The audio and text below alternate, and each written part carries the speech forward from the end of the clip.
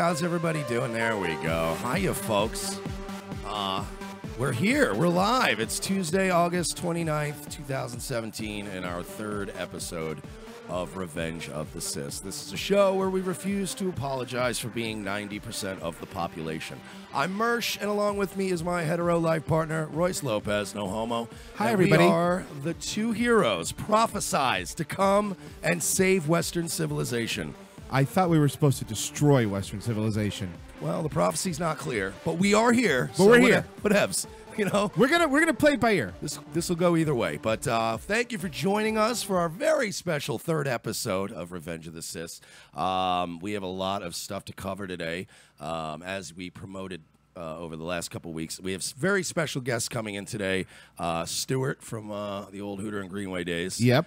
And our good pal Josh Z. They will be coming on in the second hour, and they will be debating cryptocurrency and such as Bitcoin, things like that. So if that's something you've been interested in, me and Royce don't know shit about it. No, we're going to learn. We're going to learn. We got two guys that do know about it. That's the beauty of radio. We don't have to actually do any work. We're just like, hey, what do you know about Bitcoin? Cool, you want to come on tomorrow? All right, sounds good. Beautiful. So we're just going to coast on the talent and the research of others, basically. So that's coming up in the second hour, and in the first hour, I guess first we should probably say Houston Strong. Yes, that's right. Did something happen? Yeah, I don't know, something rain. Yeah, it's bad. Basically, it's a low bad. pressure system. Yeah, moved in to the Houston area, and you know, people are shocked. Yeah, I mean, and of course, it's flooding really, really bad now, and they're opening up dams as to keep, you know, infrastructure open, so they're reflooding cities. And I think, you know, number one, so far from what I understand, only one person's died, right? 8. 8 now? Okay, 8.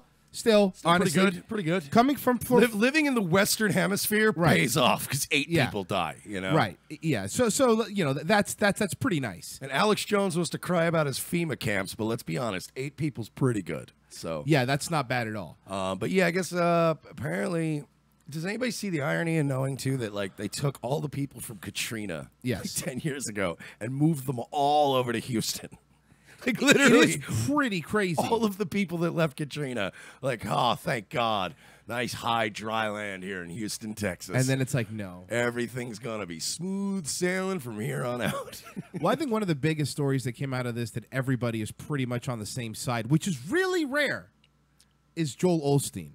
Yeah, but I think everybody's always been on the same side about Joel Osteen. I think even the people at Joel Osteen's church are kind of like, I don't know. I've seen some fat girls on Facebook that really like him. Yeah, but I mean, because he's got nice teeth. Right. And he has money to pay for all their food. Yeah. That's probably why it is. But it's no, it's always like really brainwashed. And my mom was one of those people. And I love my mom. God rest her soul. She was a saint on earth. But no, she was all into that, you know, prosperity preaching horse shit. You just keep giving me money, and somehow you'll make money. Like legitimately, they're just ordained Bernie Madoffs. They're just taking your money. But yeah, he refused to open his church to the flood victims, claiming that he himself was a victim of the flood. A flood victim. That Lakewood Church was inundated with flood waters, and it was I believe he said, and I quote, of biblical proportions. That is correct. And then the pictures came out. His church is nice and dry. Fucking bone dry. Cars in the parking lot. Bone dry cars in the parking lot. I think I saw a barbecue grill. I'm pretty sure I saw some people tailgating at Lakewood Church. But as much as I am against internet lynch mobs, and they always seem to go after people with little to no evidence. That's true. And I would agree with that. Literally, like the DSI theater in Raleigh, and I'm sure I'm the only person in the world sticking up for Zach Ward, but like this guy got his whole comedy theater shut down because a bunch of comedians were like, well, he's weird towards girls.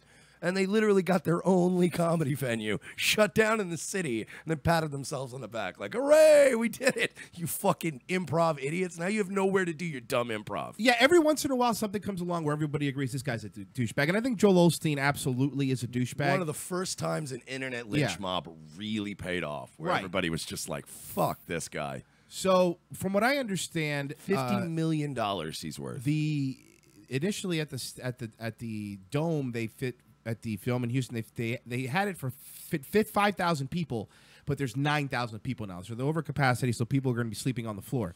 Olstein's church holds 16,000 and change, like 16,800. It used to be a basketball arena. It was the Houston Rockets arena. Right. And granted, it's the Houston Rockets, but it's still an arena. Yeah.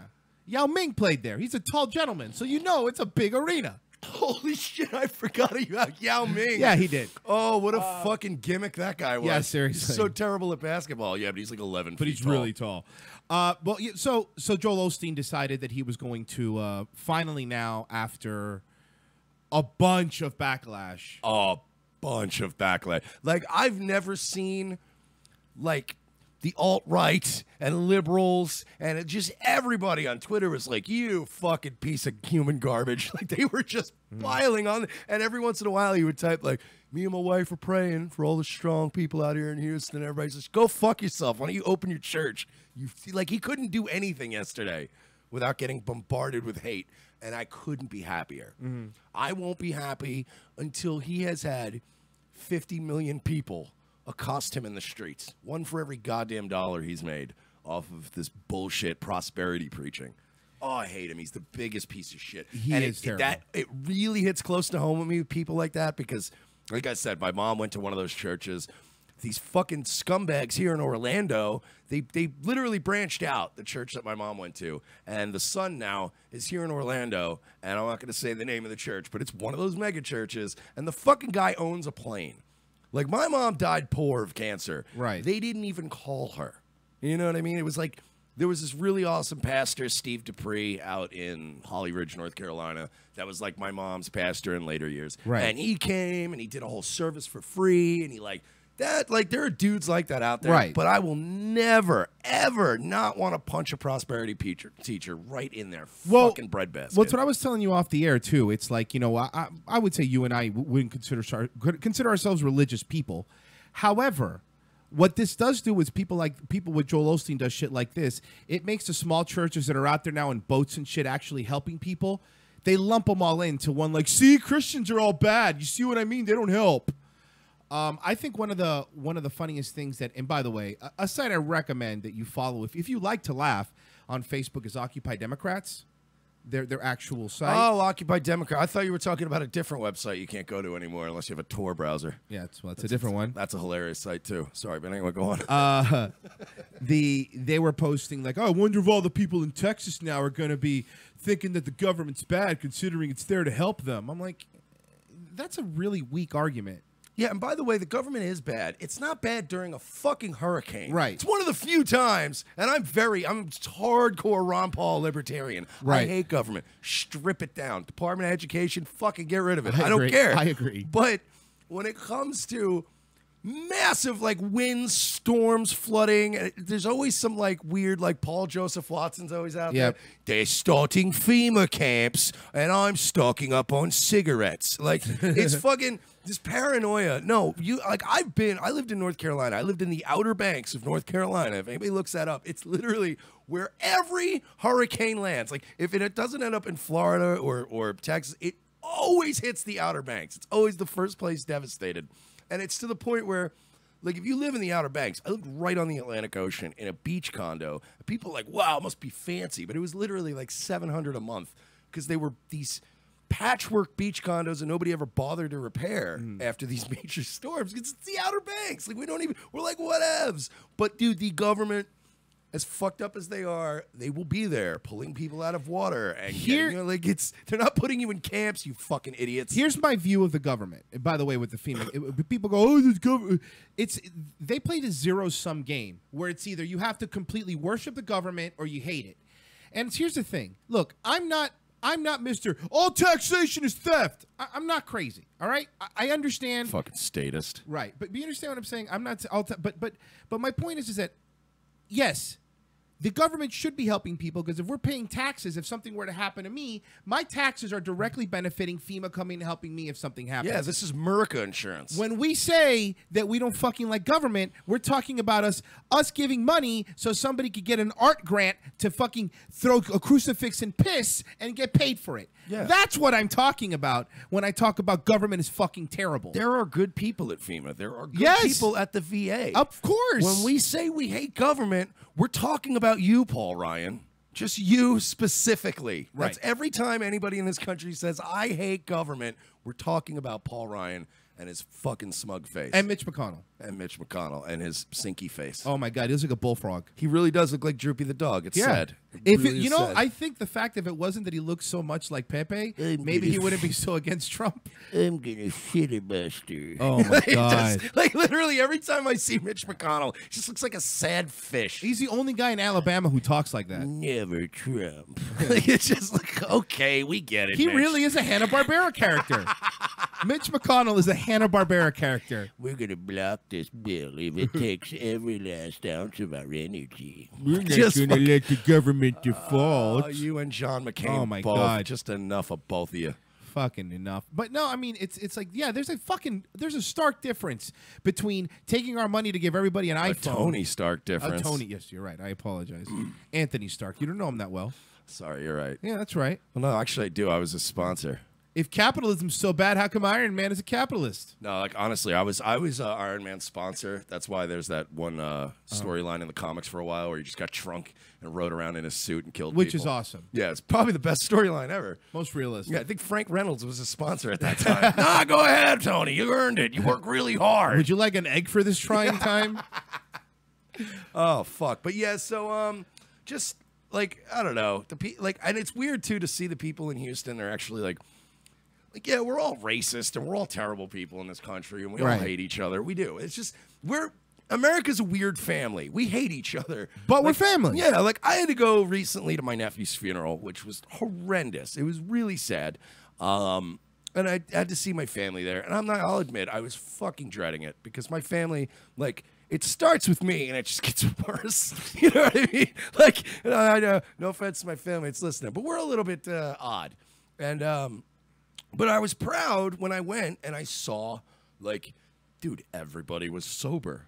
Everybody showed up. Nobody made it about them. Like, it was really dignified for my family. And it's like, it kind of made me realize that, like, America's the same way. It's like, you know, you go to, like, an event or you go out, you're like, ah, Christ, I got to see these fucking people. You know what I mean? Like, it's, you know, trust me, everybody in this country doesn't like each other. But at the end of the day, it's like when your cousin has a gambling problem and he gambled away all his money and he's drunk and he's got a barrel of a gun in his mouth in an alley in Vegas. Yeah, you don't give him more money and cocaine, but you buy him a bus ticket. You get him home. You try to help him. Like, and it's cool to see the people in this country, white, black, Confederate flags flying, fucking. Yeah, there was out fucking, there. You pointed that out. There was boats with the Confederate flags on it, just, you know, helping people, black people from the. It doesn't matter, dude. There were people in North Carolina and the Outer Banks. We would get fucking hammered by hurricanes, and I mean everything would get wiped out, which is why nobody really had any nice things. Like we all just were like, beach life, nigga. Right. But yeah, we've had people in that community all of us universally hated. But it's like if they're the ones that are experiencing the flooding, they're the ones whose windows are blown out from wind damage. It's like those. We still will go over there like, let's help them clean up. It's going to be a fucking wreck over there. Right. It's like you pitch in. You can go back to hating each other when the fucking rain clouds blow away and you go, I fucking hate those people again. But it is nice to see some shred of humanity left. Yeah, It is. I agree. I would. Other than Joel Osteen. Right. And don't get me wrong, the fringe is still being the fringe. There's still people that are screaming. But notice, all the people that are screaming about how evil everybody is, they're not the ones in Houston helping people, you know? They're a bunch of fucking cop block faggots. Right. That are just constantly like, dude, but stop. It's not always some sinister thing. It's not. And by the way, hurricanes aren't racist either. Well, what about you? You posted something today, actually, that was, or last night, you retweeted somebody saying, if you need to help out LGBTQ people in Houston, and you were like, how about just people? Yeah, like it's why are we playing identity politics with this? Everyone's verified on Twitter, by the way. Some new fucking dykey broad with a fucking blue check mark next to her name that nobody's ever heard of up to this point.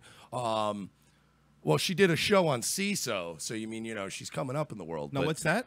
Exactly. It's a dead company is what it is. Okay. It might as well be, she might as well have a show on Minidisc. Fucking asshole. Cameron Esposito is her name, but she wrote something to the effect of,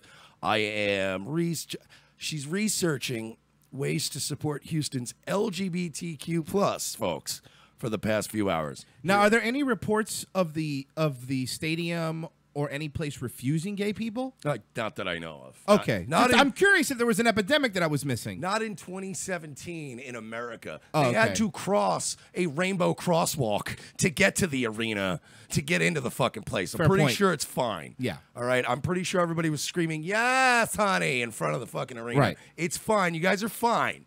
Okay? Matthew Shepard was fucking, 1996. Get over it. Christ.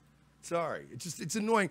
I basically responded to her, how about you just support Houston's folks? Like, in general. How about anybody underwater right now? Just get them on the boat and get them some bugles and a nice fucking Gatorade. And anybody politicizing this. I mean, it's again, right now, so far, at least at this moment, Trump's response has been good. He sent pretty much everybody there. Yeah, I know. Everybody's mad that he didn't fly down there and dive into the floodwaters immediately. Like, what do they want? I mean, seriously, the only president to ever really show up in ground zero like a maniac was Madman 43 G-Dubs. Yeah. Like, he just showed up with his dumb work boots, and he was like, we're going to get these guys. And he was literally, but he was dumb. He was a dumb person. I'm sure there was a whole team of people at the White House that were like, just don't go there until everything blows over. And yeah. Like, we got to go down there. Unite people. Show them we're not scared. I'm a uniter, not a divider. But, Trump was like, we could wait. But it really does, it makes sense when you think about it, because you just get in the fucking way. Like, is Trump going to roll up his sleeves and start lifting boxes, and fucking hopping off of helicopters, rappelling off of helicopters to lift dogs and babies out of house? No!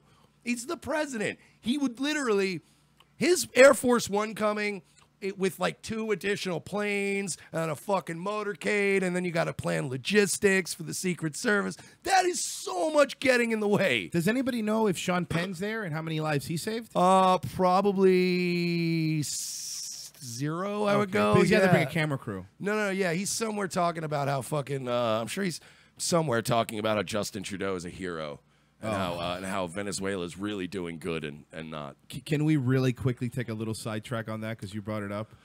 What, on Sean Penn or the Venezuelan Boulevard? Or Prime Minister Sexy in Canada. He's a good-looking guy, man. He is. He's a good-looking guy. Did you see him after Mr. Open Arms saying, well, irregular? He called. By the way, he sang a Creed he song called it on the air.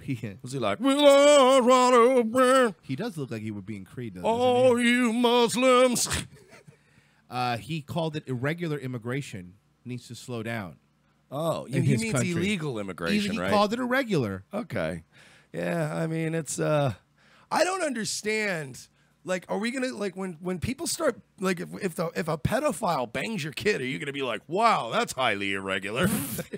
You know what I mean? Like, it's like, at what point does this stop? Does this language policing stop? At what point does the fire department go, we got an irregular structural situation going on right now? It's a fire. Let's go put it out.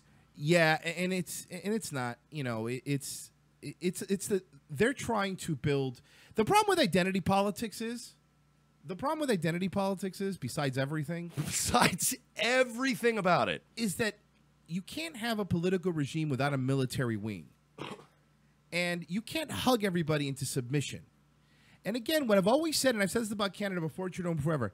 Yes, Canada, it's easy for you to do anything you want Because of us. Yeah, it's really, if you were not. If you were next to Saudi Arabia, oh my God, you wouldn't be doing what you're doing. Well, Justin Trudeau is doing everything he can in his power to make sure that they are Saudi Arabia in the next couple of years. So good for him. And Haiti. The Haitian immigrant crisis there is humongous, I was reading. He's a glorified.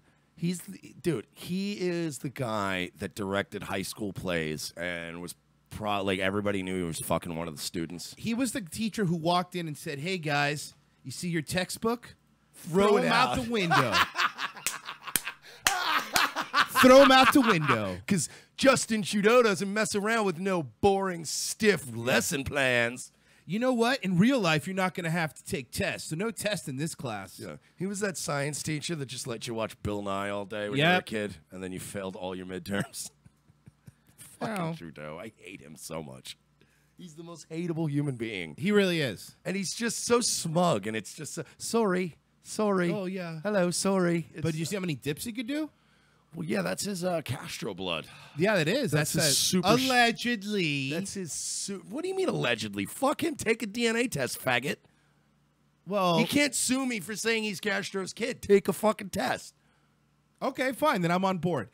Take a DNA test if you don't think you're Castro's kid. Because you are As Castro's a Cuban, kid. I demand it. I'm sorry, but if I looked like Justin Trudeau and somebody showed me a picture of my mom holding me next to fucking, I'm sorry, if I looked like Fidel Castro and somebody had a picture of my mom holding me next to Fidel Castro, I'd have fucking questions about that. Yeah. You know what I mean? I'd be like, Mom, Mom, just real quick, no judgment. Did you fuck Fidel Castro? Because, I mean, that's a, hey, I'm not going to knock it. But that's a pretty big get.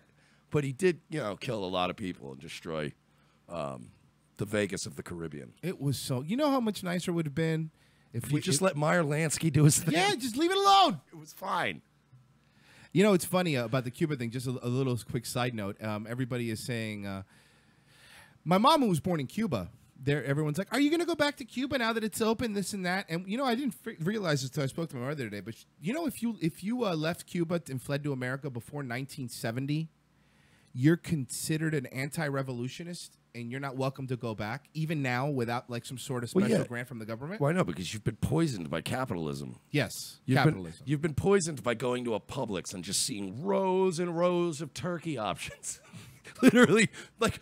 47 different kinds of turkey you can put on your sandwich, and you're like, I don't want to go back there. There's oven roasted, and there's the honey smoked, and then there's in these nice little plastic containers. Man. Yeah, it is pretty sweet versus, rationing rice. Yeah, dude, are you kidding me? Like, you just look at what's going on in Venezuela right now, and it's like, nah, I'd rather have Neapolitan ice cream bars. Go fuck yourself. And any one of you Antifa, like, liberal commies, it's like, fuck you. I will cut your throat for a Neapolitan ice cream bar any day of the week. Any day. Not even for the fucking actual bar, just for the choice of having one. Just for the I might cut your throat and then save the ice cream bar for later. You know what? I don't even want it right now. I got commie blood all over me. All right? I got to take a nice Pinochet shower, and then I'm going to enjoy my ice cream bar. You will not ever take capitalism away from me. And I don't care. There's a bunch of fucking anti-Semites and a bunch of anti-capitalists out there. Dude, you want to be a puppet for the Jews? Yes. Yes, I want to be a puppet for the Jews. Good. Because I get Neapolitan ice cream bars and Xbox Live, and you know what I mean? The new season of Hitman's going to be coming out. It's pretty nice. It's a lot going on. So, yeah, sorry. Go fuck yourself. I want to at least see the Avengers Guardians movie. Well, speaking of Antifa, they were over at Berkeley, was it this weekend? No, get out of here. And it got bad. Yeah, I know. Berkeley is like... bad. Berkeley is like Antifa's home base. Like, yeah. I guarantee you that's where most of that toxic, poisonous thinking comes from, is just Berkeley. It's that just taking that liberal dog shit academia shit and just fucking literally encapsulating it and crystallizing it to a point where it's just a parody of itself. It's gross. It's not even like, share the wealth and redistribute. We're talking straight up fucking kill whitey shit going on in Berkeley. Yeah, no. It's ridiculous. Hitting people with locks, knocking them out, and then taking their phones and their cameras. It's fucking bad. Like, again, This is why when everybody was like, oh, the Nazis don't. Yeah, they are just as bad. They're all fucking idiots. They're all fucking assholes. They're all children. Yeah, but you know what? I could fuck a girl at a white power rally and she's not going to accuse me of rape the next day. That's true. So, you know, hey, there's one thing there. Maybe. Well, maybe. I'm sure they'll see a couple clips of me, picture of me and an ex-girlfriend that's black. They'll be like, ew, gross. You raped me. Whatever's going on at Berkeley, man. And here's the other thing: Berkeley's a public university, correct? Yeah, it's federally funded and everything. So we're federally funding The revolution. the revolution. Yeah, but this is what Marxist socialists do. They invade academia. You mean wait, hold on, wait a second. It's not just about cool hats. It's that's part of it. No, Okay. you're thinking of the Catholic Church. Okay. Oh, I get confused all the time. Awesome hats, pedophilia. No, Not all the time. no. Antifa is face masks and pedophilia and other cool stuff like hating white people, hating money, hating everything that this country stands for, everything that created these people. That's what I don't understand. Like, do you not have enough love of oneself to say like, this country made me? You know what I mean? Like, I am what I am because of where I grew up. No, and that's my thing. Like, she understands. Like, my mom, like I said, my mom was born in Cuba. My grandparents all came here from Cuba, and I've never understood that this country's terrible. I've never got that mentality that this country's terrible mentality, because it's like you said. Like, I am sitting here right now. Every piece of technology that I'm using might have been made in China, but it was invented here. You know. We're on YouTube right now because of this country. My phone is beeping behind me right now because of the fucking capitalism. Yeah, if you want to see how awesome capitalism is, log into any PlayStation 4 or Xbox game lobby and look at all the lights in America. And that's the point. It's like you're standing in you're posting on your Mac computer, sitting and drinking your Starbucks about how bad capitalism is, and you don't realize you are fucking capitalism. That's what you are. You know what? Can we do something? Can somebody give us a list of Marxist, communist technological inventions versus capitalist technological inventions? They invented famine. Okay. Well, all right. I didn't think about famine. They invented really crummy tanks. Okay. That just fall apart. Okay. They did give us the AK-47. If we're being fair, they did. The Soviets gave us probably the single most. It's not the greatest assault rifle ever, but it's certainly the greatest as far as it just being reliable. Well, here's my question: what's your favorite Russian smartphone? What's your favorite Soviet smartphone? Well, Nokia is close enough, right? That's Finland. It's practically Russia. Snow, bunch of white people. What's your favorite sports car that Russia made? The Yugo? Drochnas. Yes. 2017. Which is basically two bears on unicycles, which is what we assume everything in Russia is. A bunch of huskies pulling a sled. Exactly. No, it is 270 husky power. We use husky power here in Russia. But it's like, so stop shitting on capitalism, please. There was even people blaming a verified Twitter user blaming people dying in Houston because of capitalism. Well, of course they were, because they're a verified Twitter user. Oh, so are you saying that there's some sort of slant? Yeah, there might be. I'm starting to connect some dots. Really? Yeah, I don't want to. Look, I don't want to call out Twitter until I have all the information in front of me. Okay. But yeah, it does seem that as if folks that have a liberal slant on things more easily obtain the blue check mark of infinite. But Jordan Peterson has one, though, because he's a big... No, he does not. But he works at a university. Yeah, no, but he doesn't have he's not verified on Twitter. But why? Because I guess we just don't know if that's really him. No, he's clearly said this is him.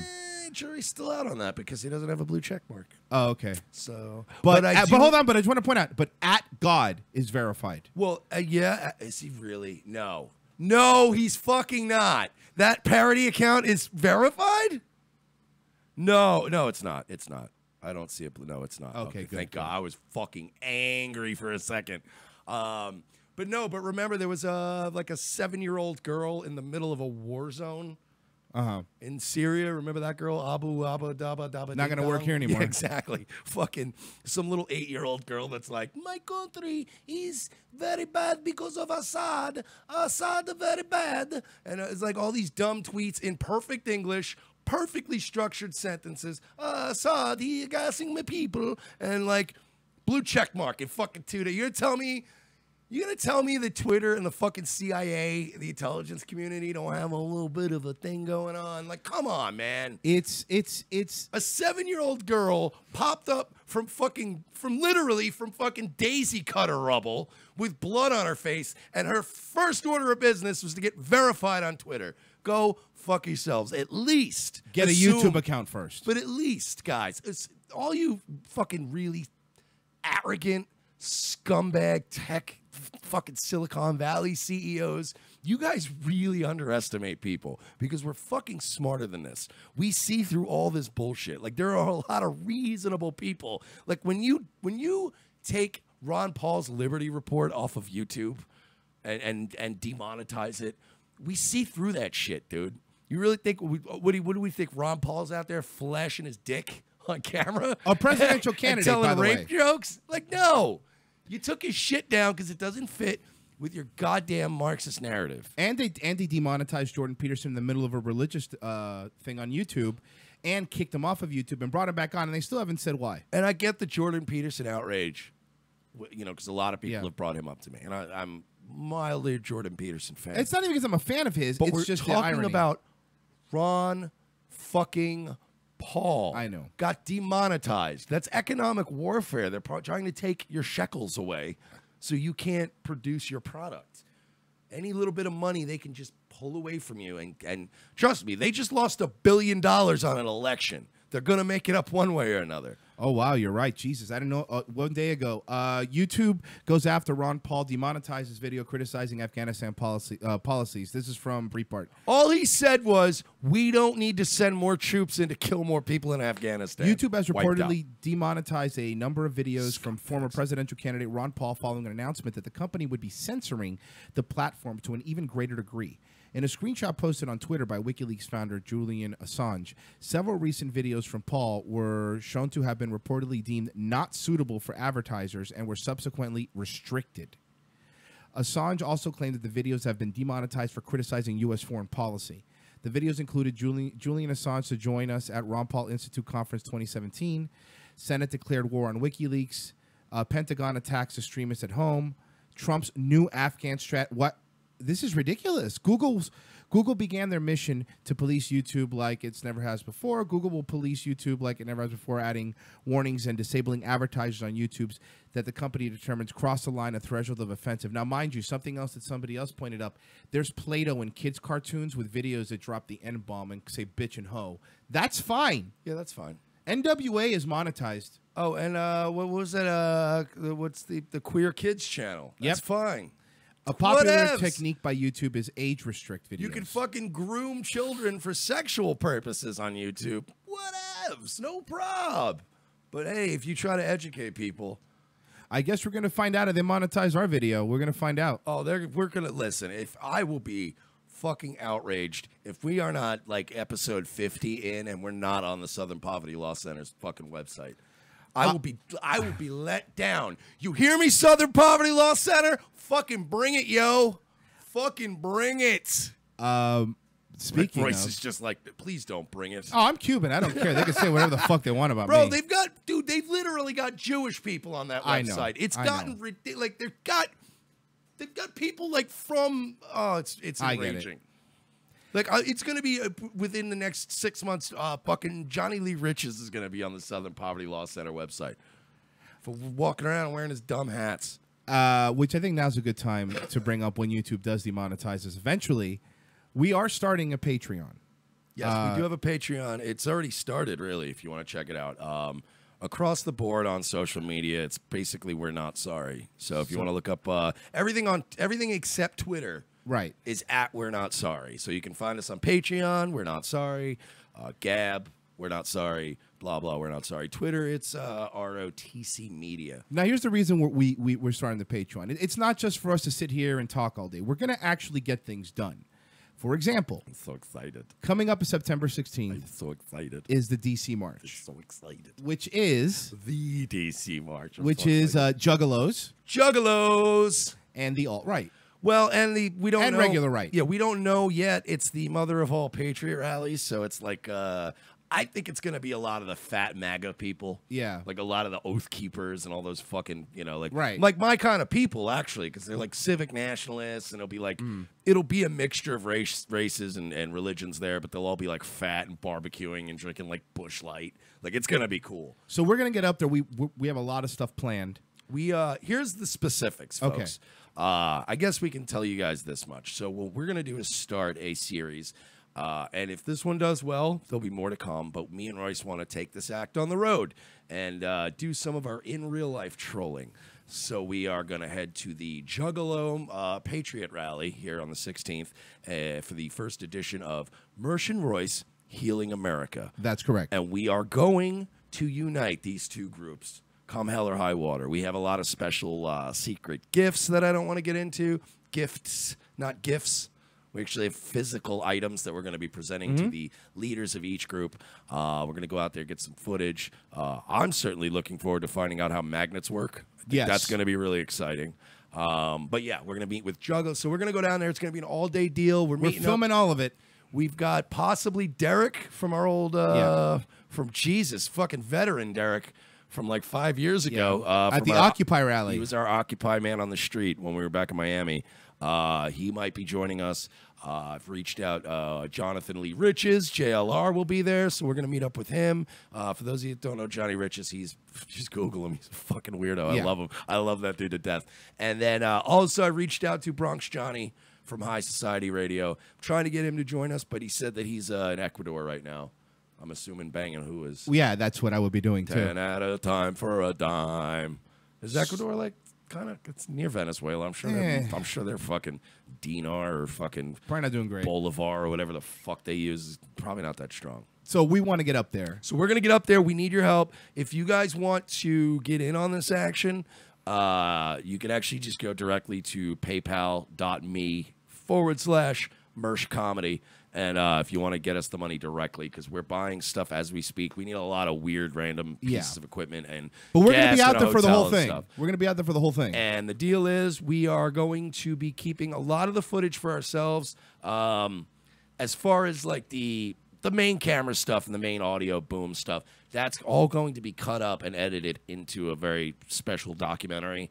But we are also going to be constantly live streaming on Facebook Live. It's going to be basically So, yeah, make sure you follow Revenge of the Cis on Facebook, the Facebook page, because we're going to be Facebook Live in there. So just search Revenge of the Cis. Facebook / We're Not Sorry. And, kick in whatever you can, guys, because we're going to do – it's going to be a 48-hour live political reality show, basically. Yeah. And it's going to be bizarre and a lot of old familiar faces. And the emphasis obviously is on comedy. Yeah.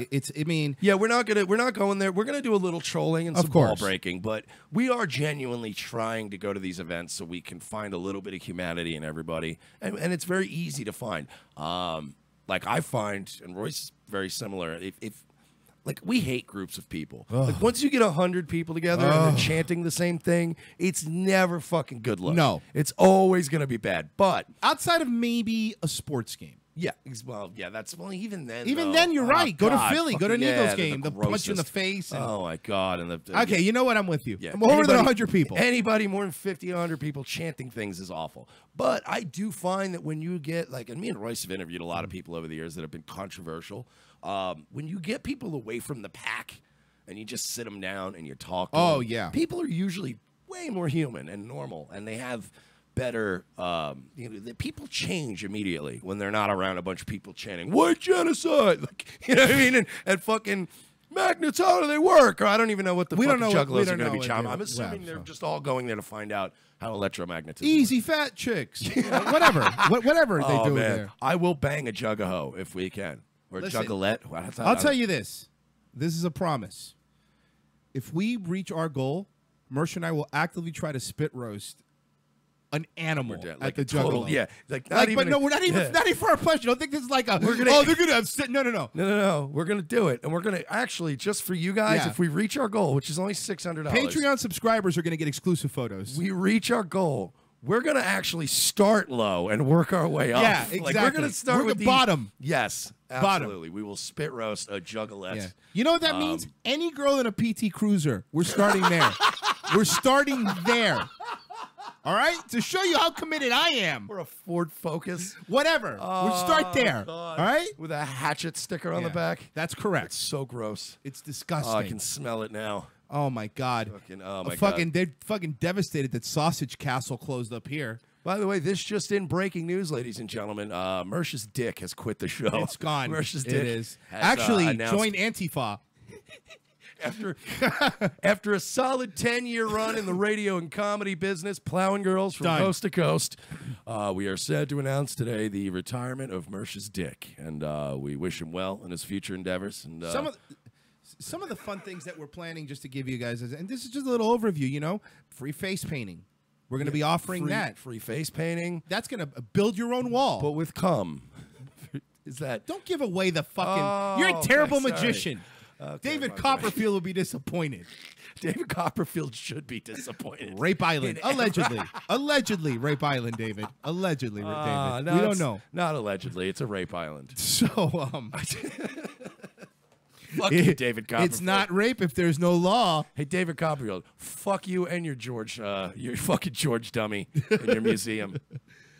But yeah, we want to get there. We're going to talk to both sides. It's going to be fun. We're not going to fight anybody. No, we're not going to fight anybody. No. And if somebody wants to fight us, we're rolling deep. Yeah, we'll be Bronx Johnny, Derek, JLR. We'll be fine. And we're reaching out to a few people. If you guys want to join us for this, we do need a couple people. Yes. We do need some hands on deck. So shoot us a message at We're Not Sorry on Facebook and or Twitter. Mersh and Royce Healing America. We are going to unite the gap between the Juggalos and the alt-right. And I think we could do it with our special secret gift that I can't talk about.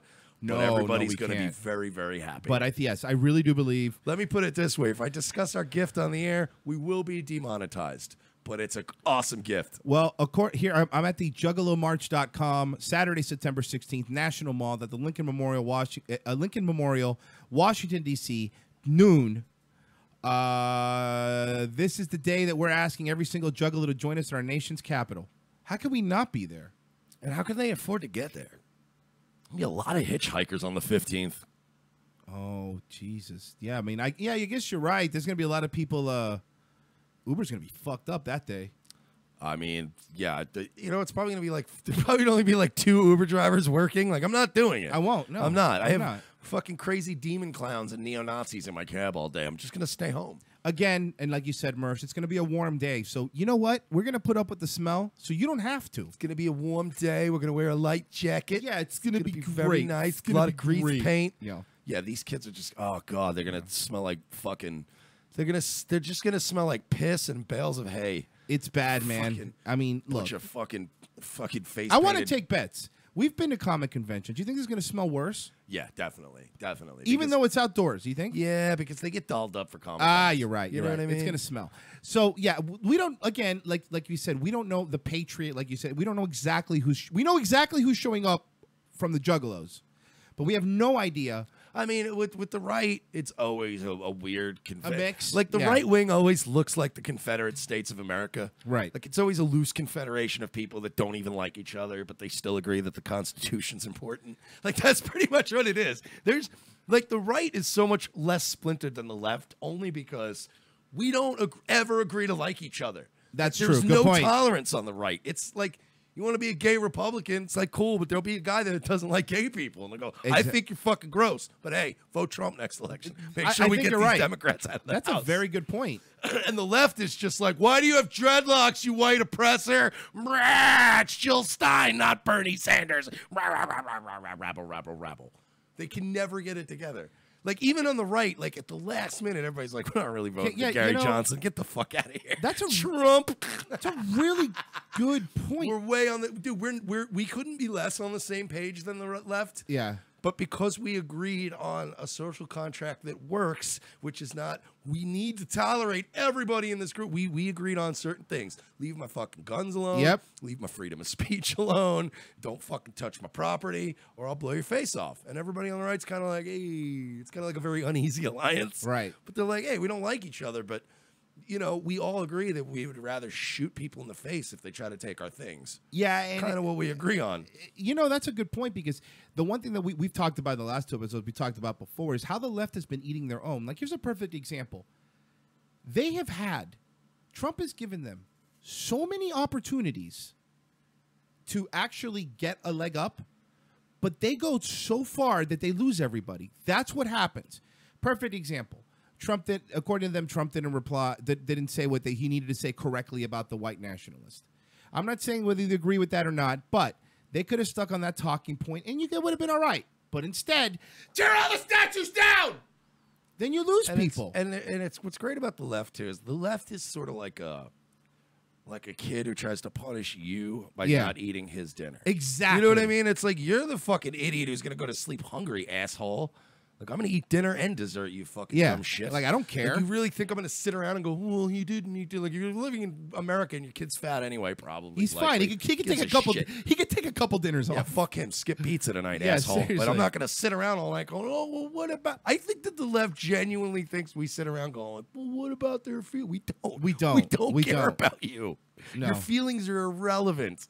And anybody who's had a job where they work 40 hours a week understands that their feelings are irrelevant. You got to go to work and deal with scumbags all the time. That's life. I hate them. That's a very good point. Like, it doesn't really fucking matter. That's why I love the right, though, because the right, like, literally, you'll get people there, and they're like, one group is screaming about Jews and fucking Antifa and commies, throwing commies from helicopters, but then other people are like Jordan Peterson libertarians, and then there's like Stefan Molyneux people, and they get like, again, none of us like each other, but we respect each other because we decided that we're going to go with respect over like tolerance, because tolerance is it's like me and Jeff were talking about this the other day. There's acceptance and there's tolerance, and acceptance is what the right thrives on. Tolerance is what the left forces you to do. So it's like, oh, you have to. It's not enough to accept something. You have to tolerate it. And the thing is, some things are just intolerable. There's intolerable behavior all around us. And all of our ideas of intolerable behavior are different because we're fucking individuals. So I might see something and go, that doesn't sit right with me. But if it's legal, I don't have a say in that. You know, so that's why when you go to these like rallies on the right, there's really not a lot of. There was really only one big fight this year, and that was the Oath Keepers and the neo Nazis. Well, and that's because the neo Nazis are fucking dumb sometimes. Well, you know, the other thing that, and we talk about this is we talked about it before the show. You know, 10, 20 years ago, it was the conservatives that were telling people what to say, that the Mother's TV Council and all this bullshit, and the Christians for this and that, and the shift happened so quickly. Yeah, I remember them because then they came out and they had Ivory and Stevie Richards was super. He had the white socks on with the dress shoes, and I think they had Bull Buchanan for a while. You're thinking of wrestling again? You know, but they censored people. Yeah, no. Again, it's wrestling. Jerry Lawler's wife tried to show her tits. I remember that. Which they came out and they covered her in a towel. Well, first off, back then they were called puppies. Major heel heat. Oh, you were talking about the real Parents Television Council. Sorry. Correct.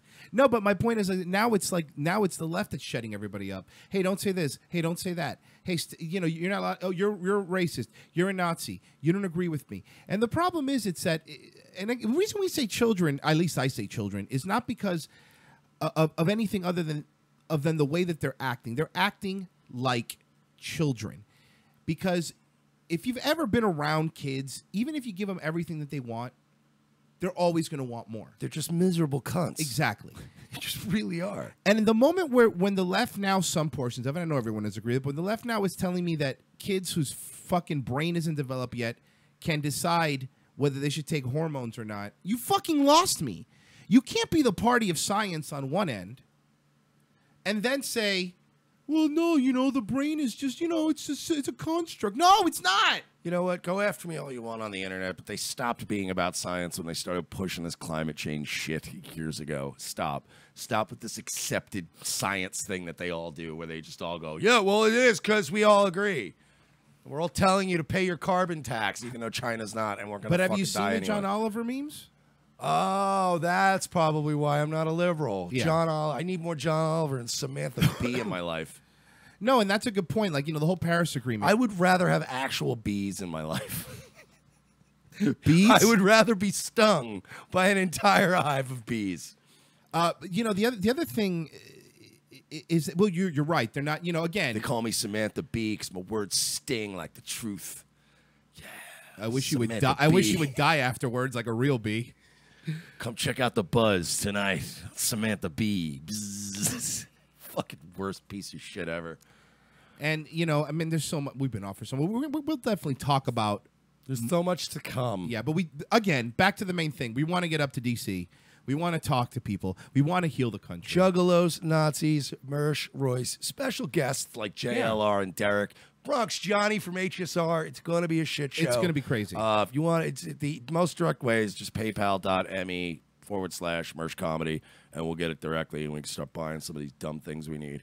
I guess we should go to break because we got to get our guys ready for a big debate. Joe in the YouTube chat says, actually, those parental advisory people were leftists, e.g. Tipper Gore, Al Gore's wife. He's got a point. That's a very good point, yeah. Got a point. However, they did appeal to that religious thing, too. That's how they made it bipartisan, yeah. by kind of being like, well, but my Jesus. But yeah, that's you're a good right. point, It was though. Tipper Gore smashing all those fucking NWA CDs. And What a again, waste. it doesn't change anything either. Because like I said, Tipper Gore, Al Gore, perfect example. We have to, by the way, Mike, we have to at some point bunker down and watch Inconvenient Truth too. We have to. We do, because we need to be educated on the we dangers. don't know what's really happening. Well, spoiler alert, Antarctica was supposed to be gone 2 years ago. It's still there, though. Yeah, so... but it's there. I know. Literally, the wall in Game of Thrones lasted longer than stupid fucking Al Gore's Antarctica theory. And he came out with Inconvenient Truth too. Now he's getting shit because apparently his house uses 14 times more power than the average home. Well, it takes a lot to... It takes a village? Yeah, it takes a village to power my helicopter. power his espresso machine and his tanning bed for his dumb fucking bag of shit wife. Well, honey, I just can't stand on a cold floor, so the floor has to be heated. I have to have a medical type bed. I like when it adjusts. Al Gore is the first man to go through gender reassignment while still looking the same. He talks like an old queen now, and he didn't always. No, being sick. You remember back in the '90s, he didn't talk that way. He was Not always this a bad. little. He was always Not a little. this bad. He was always a little bit, but not as bad. Definitely not as bad. Yeah, he is. I feel like he's Bruce Jennering it. Like he's just kind of feeling everybody out. Like I'm just gonna keep getting more sassy. And hopefully nobody will notice when I just finally just pop my dick out. Put it in my buddy's hand. Alberta Gore? That has to be the name, right? Alberta Gore? Hey, I'm just saying, why don't we hang out? We'll talk climate change. We'll play with each other's cocks for a little bit. We'll just put them in our mouths for like a second. If we suck each other's cock, it's eco-friendly. We're making body heat. Honestly, Bill Clinton was the most normal person to come out of that fucking Isn't that zoo. weird? Like, Isn't that really weird? Rapey Bill Clinton was the guy that fucking is the normal one. Just Big Mac, young pussy loving Bill. Good God bless him. It was just leaving. That's a very good. Remember when our biggest problem? Remember when we used to talk about what a degenerate Bill Clinton I know. was? Holy shit. Remember when one of our biggest problem was that Dan Quayle couldn't spell potato? Well, That was funny. was unforgivable. But I mean, seriously, Bill Clinton has the lower body count out of the two Clintons. Holy shit, you're right. I'm He's- doing the math here. he's Yeah, I like, guess you're right. He didn't make up climate change. He didn't storm Waco. Like it's like everybody in that administration. Bill's just like, hey, let me play my saxophone, eat a Big Mac. Fucking God damn it, man. Fucking Teflon Bill. God You got to bless give him. it to. And honestly, looking back, do you think if Bill Clinton had the same policies and ran today, he would be a conservative? Yeah, well, A moderate conservative, but a conservative. Because think about it, Defense of Marriage Act was him. Well, yeah, and if honestly, if Richard Nixon ran today, he'd be a liberal. Like, it's fucking crazy how the world's changed. It really is bizarre. You know what we should do though? Tear down some more statues. Well, I think once we tear down enough Robert E. Lee statues, we're gonna heal racism. Again, you know it's bad when the most logical stuff coming out of this was Charles Barkley the other day. Charles Barkley said, "I'm 54 years old, and I've never thought of those statues a day in my life." Yeah, seriously. It's like I'm nobody sure if you were- cares. like, I'm sure you'd be happy if you were tearing down a statue like the owner of the Phoenix Suns or yeah, something. or Patrick Ewing or someone that he fought in the 90s. That's true. Oh, man, tear down some Patrick Ewing statues. There's got to be some of them in New York. Like, fucking, There's a real problem. yeah, seriously, tear down that statue. But you know, it's again. But you forgot. See, Mike, here's the thing. Fucking Dennis Rodman's over there sucking some guy's dick who's launching nukes. Why don't you tear down Saving Dennis Rodman? America. Why don't you tear Dennis Rodman is saving America. down one Asian dick in his mouth at a time? To be fair, you could probably do 5 or 6 Asian dicks in your mouth at the same time. Probably launching the missiles because fucking Dennis Rodman went over there and probably infected half of that country with herpes. Allegedly. More than half. He's a big man. He's a big man. That's true. You're forgetting about the spray. If he, you know, you don't think that when Dennis Rodman was over, they sent every North Korean hooker to his hotel room? How many North Korean hookers are there? 3. That's And 2 of them are Kim in a dress. Hello, Mr. Rodman. It's like, yeah, man, he set this hooker up. I know it's him. The smile is a dead giveaway. yeah. That, He was weird, still- that weird autistic smile. He was still wearing the military uniform. He just had a wig on. Kim Jong-un has that really, I hate being in front of a camera smile. Yep. Oh, everything's so happy here. Everybody's so happy. Look, I make a hamburger. It's like every picture of him is doing something like, oh, look at me, I make a hamburger. I play an Xbox. I'm the one dot in the game lobby in North Korea. There's Wow. one dot in must be Pyongyang. nice. It's just fucking. It must be nice. Can you? That's Oh, you don't have a rice, but I drive a Mercedes. Look at me smile. You think when he plays Xbox Live, he still calls people gay though? Because he still has to be on Xbox Oh, Live. you faggot N-word. Oh, look at you homosexual playing video game. You are noob tuber. Oh, I have missile. Fucking asshole, I hate him. And he's really bad when he gets a kill streak and he finally gets a missile. Oh, God, he you know, always you know, misses. yep. Oh, I always miss. He'd always hit the water. Every time he loses an Xbox game, his crew hides because he's gonna kill his entire cabinet hides because he's gonna kill them with anti-aircraft Oh rounds. my god! Holy shit, that's right. I He forgot. killed his uncle. With He an killed his uncle anti-aircraft round. for falling asleep during one of his speeches. Holy shit! You understand? It's like shooting a car engine into somebody. Oh fuck! Yeah, exactly. Like, that's like literally firing an entire gun into Do somebody. you know how many anti-aircraft rounds you need to kill a person? A third of one. Not even. Yeah, it's not literally less. it breaks down like Bitcoin. I know. You need a 1.0001. We're gonna go to break. Coming up next, Yes. special cryptocurrency debate on Bitcoin and Dogecoin and the like. Join us next hour. 2 minutes. Be right back.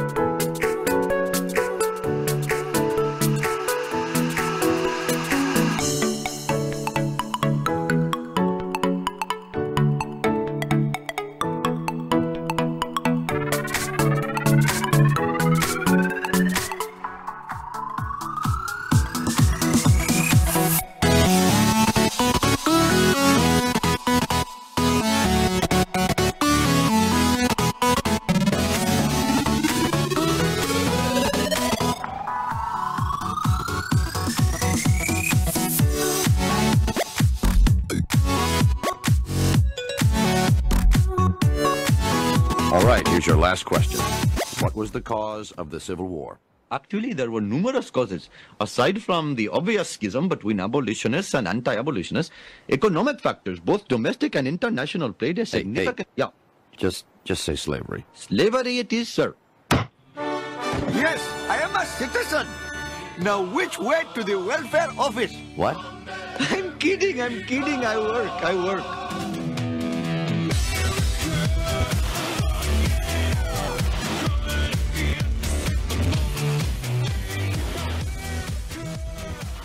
Back with the second hour of Revenge of the Sis with myself, comedian, man about town, opinionated, iconoclast, Mersh. There's good. That's a lot of adjectives. And with me is, I guess, Royce Lopez. Too. Hey, how come you get all the cool adjectives? Because I thought of them. God damn it. Yep. Anyway, we're back. And, yeah, Revenge of the Sis, second hour. And coming up here in just a few minutes, I'm trying to line up our guy right now, but we have a debate coming up with our old friend Stuart from Hooter and Greenway Show, rest in peace, and buddy Josh, who I'm trying to set this up right now. But yeah, cryptocurrency, Bitcoin. Stuart is very much pro, and this guy Josh here is very much against. So why don't we get Stuart on first so we can explain what Bitcoin is? Yes, because I have no clue. Because I think that's the... That's going to be the best way here. I think it's somehow tied into Minecraft. All right. Well, now we have to wait for him to actually answer. So hold on. Yeah. He'll call. We sound like every fat single woman in the city. He'll call. Who hooked up with a guy the night before. He's going to call. He's going to call. Why isn't he calling? I think that was Josh trying to call. I don't know. All right. We'll figure it out. Maybe. So anyway, basic breakdown. Bitcoin, of course, as you see, is now worth like over $4,000 of the U.S. dollar. I'm sorry, $4,000 U.S. dollars to one Bitcoin. And anyway, our friend Stuart, who's a master of all things financial, he's actually a pretty smart guy when it comes to that stuff. He's made some money off Bitcoin. What is happening? I'm calling him. I'm getting. No, don't worry. It's only coming through there. You're fine. Okay. But yeah. So. Hey, Stuart, can you hear us? Stuart? You are here. You are live. Can you hear me, buddy? Uh-oh. Stuart, talk. Oh, no. Oh, no. Oh, no. Oh, shit.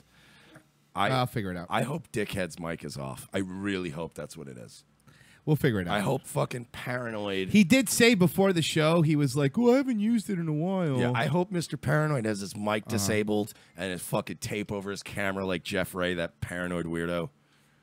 You say that, but I've heard a lot of people say that it's a good idea. But it's like, what, because they saw fucking one episode of House of Cards? They're all fucking paranoid? I can assure you, most people I've ever met that are worried about putting tape over their laptop are all people that don't matter. Okay, I'm calling now. They don't matter. Right. Well, we'll get him on right now. I'm sorry about that, guys. It's Skype, and you know how that goes. Hey, Stuart, can you hear me? Nope, still nothing. Stuart! Oh, you suck. Oh, you're terrible. You're the worst human being. You're literally the worst person ever. Now it's him. You are literally Skype Hitler. Now I can tell you that I just double-checked, and it's him. It's totally you, bro. Good job. Thanks for ruining the show. Thanks for ruining everything. Yeah, seriously. I'm kidding. He's actually one of my best friends. I love Matt. He's good people. Well, I mean, you can speak for yourself, I guess. We played golf and smoked Mecanudos together. It was literally the whitest day of my life. All right, I'm going to get him on. I'm going to try one more time. He can hear us, but we can't hear him. We can't hear him. That's the problem. Hey, Stuart. I hear something. You there? Is your microphone on, buddy? I love that we're just being condescending now. Hey, buddy. Huh? Is your microphone on? This is going to be great because I'm just going to get I'm going to get Josh Zion, who just hates Bitcoin, and he's not going to be able to defend himself. So why don't we do that? Yeah, cool. Guess what, man? It's going to be a one-sided debate now. That's it, Stuart. You're out of this, bitch. Let's see. If this doesn't work, then it's a... You are dead to us. Well, now he would have to pick... Hey, Josh, can you hear us? I can hear you, yeah. Awesome. So we do know that Stuart doesn't know what he's doing. All right. Well, since we're waiting for Stuart to come on, now you're going to have the advantage here. And welcome to the show, by the way. My name is Royce. I know you know Mersh. Can you explain to us, before getting into your side of it, what Bitcoin is? Wait, who am I talking to right now? This is Royce. Oriented. Okay. This is Royce. And I am your buddy Mersh, the one that I talk to you all the time on Facebook. There you go. Okay, so Mersh is like your nickname or something? On the Yeah, show? it's my stage name. It's what I Got it. My Nom de stripper name. plume. Yes, I like that. Oh, he makes it just so French sounding. I like it. Okay, so you want to just a summary? You want to like segue into the thing? Yeah, You let's wanna, like, assume that our listeners are idiots, because most of them are. No offense, folks. Bitcoin is a modern day Ponzi scheme with a couple of added other features that make it even worse than a traditional Ponzi scheme. Okay, so before we get into that position, I want to summarize for people, what is the perception of what Bitcoin is? Yeah, how right about now? that? Like, how is it being, like, right now it's being marketed as a cryptocurrency, which is pretty much all I know about it. And all I know is that it's not government regulated. It's not fiat currency. It is government. It is government regulated. I mean, it's especially if you're in New York, there was quite a bit of legislation and even specialized to Bitcoin. So it's not exactly completely below the radar of the law. Okay. We can go into that stuff. I mean, I know a lot about this stuff. Oh yeah, no, I'm really curious because first off, I saw the big the value of it, of how much it's gone up from when it first came out, when it was dollar for dollar. Now it's like $4,000. And I don't think that Josh and I were Facebook friends back about 6 months ago, where I was, bashing Bitcoin, but I was simply pointing out that if history is any indicator of how finances work and how any currency works, that everybody should stop being so excited about it. Just keep going. It's not going to keep going up like any other thing in the world. Well, do you guys want to go into this during the show to kind of keep it fresh? Or, yeah, because, okay. I mean, all that stuff is really interesting. We're live right now. Yeah, we are already. Okay. We are on the air. Yeah, so this is a live. Yes, recording. correct. Hey, Matt, okay. hold on. Hey, Stuart, you there? Oh, you're the fucking worst. You're done. All right, whatever. Don't worry about it. You are dead to us. You are dead to us, motherfucker. Appreciate that. Yeah, we're just anti-Bitcoin now because fucking they Stuart had their can't get chance, his but shit now I'm together. all like, fuck Bitcoin. Oh, it's Hooter and Greenway all over again. Okay. So your question is, what is the perception of it? Correct. I mean, one thing that you got to understand about Bitcoin is that it does not abide by all of the same laws as a traditional financial asset does. And I mean, under normal circumstances, it would be classified as a security. However, for a variety of reasons, it didn't get classified as that. So last time I checked, the SEC doesn't have any specialized regulations about Bitcoin, but there is another agency called FinCEN that does have rules about how Bitcoin works. Okay.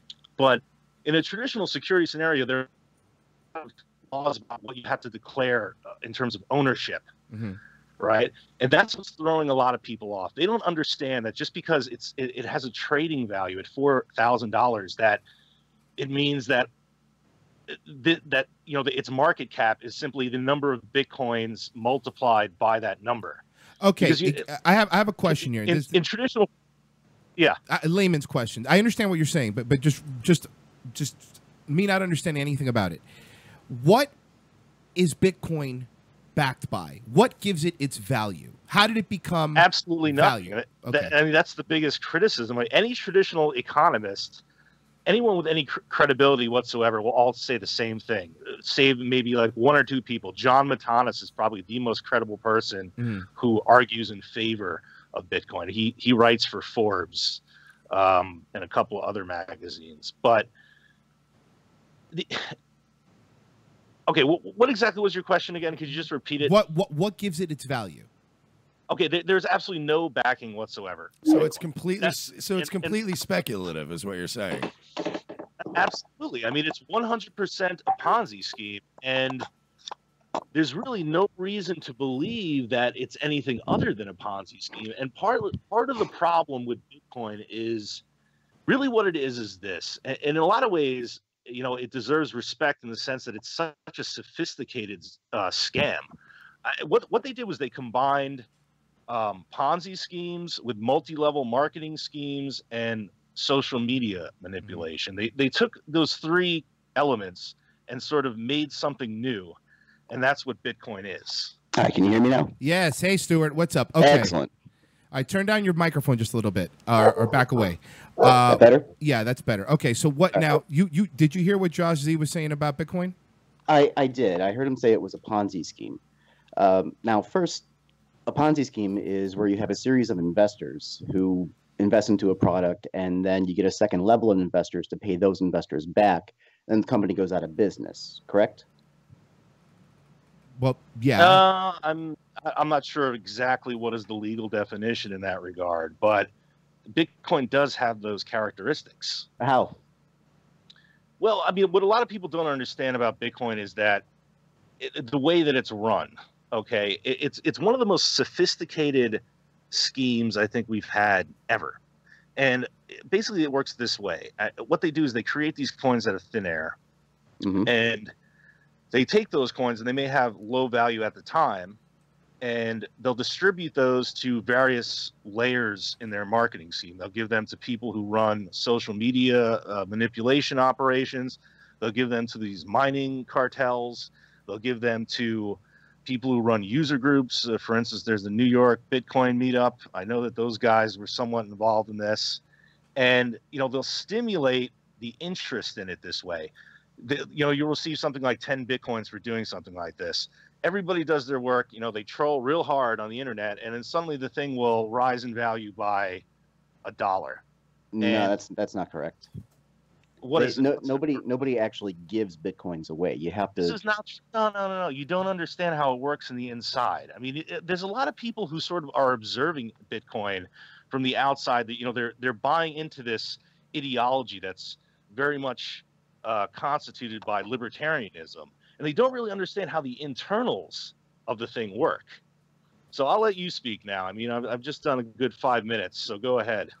All right. Well, to give yourself a little bit of a background on me, I have a bachelor's degree in computer science. I've been working as a programmer for the past 20 years, and I have actually created a cryptocurrency by forking Litecoin, which is originally a fork of Bitcoin. Now, Bitcoin is open source technology. You can see the source code directly on GitHub. There's a GitHub account that has the Bitcoin source code on there, and you can create your own cryptocurrency by forking that, changing a few variables, changing a few images. And as long as you have at least 2 computers synced up with wallets, then you can generate your own cryptocurrency. But as far as a they, there is no they. There's no they. I don't know. There absolutely is. There's a monopoly on the hashing hardware, and it's true. Who are they? Create an altcoin. That's 100% true. Who are they?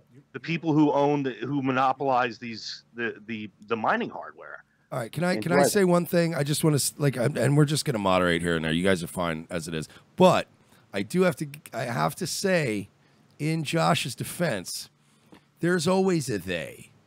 You know what I mean? Like, no matter what is going on, if it's the NBA, if it's even if it started without a they usually something fills the void. A they will eventually take over and completely make it their own thing. So I mean, there's going to be a they. There's not a they now. I mean, I think that initially, with the Satoshi white paper, I don't think the initial intention of the technology was to really have that level of dominance of a small insider party, but it just kind of turned out that way. A number of different people got involved in it, and it turned into something that really, perhaps maybe the initial intention was not quite in line with. Although I think there's a lot of good arguments that it was sort of tainted from the start. I mean, we could go a little bit into the history. By the way, I have a degree in computer science too, and I've done publications on cryptocurrency as well. So I mean, you're not talking to like an amateur. And I will go on record right now as saying, being the only guy that knows both of you off the air, you are both highly intelligent. Like, I respect both of these guys right now. So, like, very much so. Like, you're both much smarter than I am, especially in regards to things like this. I have a question I want to pose to both of you. This time we'll start with Stuart, and then we'll go over to Josh. Sure. It's now trading at, what was it? Last I saw it was $4,077 to 1 Bitcoin. It's probably roughly around there at this point. Is there a bubble coming? I think there is. I think there's definitely a bubble. And I've never seen a jump like this of any magnitude before. Whereas, 10 years ago, Bitcoin was $1. You can buy, as many as you wanted if you had a couple of bucks sitting around. Oh, trust me, Or it's you could mine enraging. them. I mean, now you don't think that this is all at all connected to this to the split, the forking of the blockchain? I mean, you think that that's a coincidental thing? No, I think it could very well be a bubble. I just don't think there's any kind of a they. I don't think anybody specifically controls it because it's a peer-to-peer technology. But isn't there always whenever there's absolutely they do. Whenever and you look closely at the media publications that promote Bitcoin, they're all connected. And they're all owned by a relatively small pocket of people. It's not so much like there's some secret group somewhere smoking cigars around some dimly lit room or something like that. It's just the major stakeholders in Bitcoin. Put it this way. I mean, they've done calculations before and measurements that the vast majority of Bitcoin, over, I don't know, I would say over 90% of them are actually in a small number of accounts and they never move. So let me ask you a question, okay? This would probably be somewhat revealing. Where do you think is the origin of Bitcoin? Who created it and why? We don't know who created it. And you don't find that suspect at all? You don't find that this technology. Listen, I gotta say this. That's fair. Now, I'm not picking sides, but the man's got a point. It's an excellent point. No, it really is a good point. We don't know who created it, but that happens a lot with open source software. Somebody puts software out, and multiple numbers of developers work on it, and nobody can really claim ownership. It happens with other stuff too. Name one other project that has those characteristics. Where the author, okay, and meanwhile, keep in mind that this author supposedly owns something like 1 million Bitcoin. Literally, the guy could buy a third world nation with the amount of Bitcoin that he has, and no one even knows who he is. The first person who does it will always have a number of coins, because when you find your first block, those are the easiest algorithms to solve. And when you're doing your mining, you get pretty much the entire first wave, and it could be several thousand Bitcoins. Sure, I'm not gonna deny that at all, and that is an excellent point. Other software that has been created before in the past by unknown authors, I don't have it off the top of my head, but I'm sure there really doesn't happen. If somebody spends the time to write software like that, they want to get credit for it, and especially with Bitcoin, the way that it worked was that this person that they call Satoshi, okay, Satoshi Nakamoto, so sorry. is this mysterious, shady character. Maybe made about I think tops 100 postings. That's an estimate. And then he completely disappeared after creating this thing, Bitcoin. And then these other characters sort of took control. And most of it is centered around this one forum called bitcointalk.org. And I mean, that thing is a shady place. You think 4chan is bad? That place is far, far worse. No, I'm aware of this Bitcoin was the Talk. forum that, excuse me? I'm aware of Bitcoin Talk. Okay. I'm just trying to make it clear to the audience here, like, what really is the nature of these people. And I mean, there's been all sorts of things that have happened on that forum. People have the whole Ross Ulbricht incident happened there.